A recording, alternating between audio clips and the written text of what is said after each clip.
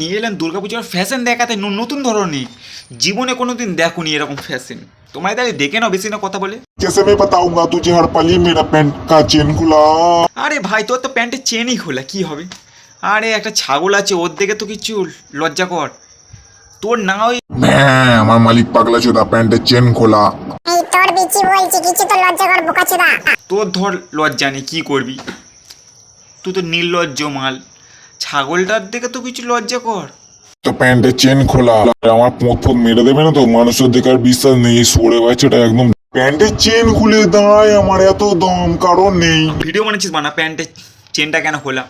এতে হলে প্যান্ট নাই পরতে পারতিস, প্যান্ট খুলে ভিডিও বানাতিস, ভালো লাইকও আসতো, ভালো ভিউস আসতো, আর 5-6টা কমেন্টে গালাগালিও আসতো, সেটাও তোর ভালোই হতো। ভিডিও করে এই দেখো আমি প্যান্টে চেন খুলে কত ভালো কাজ করছি। লজ্জাও কিছু আছে? লজ্জা शर्म करो, भगवान से डरो।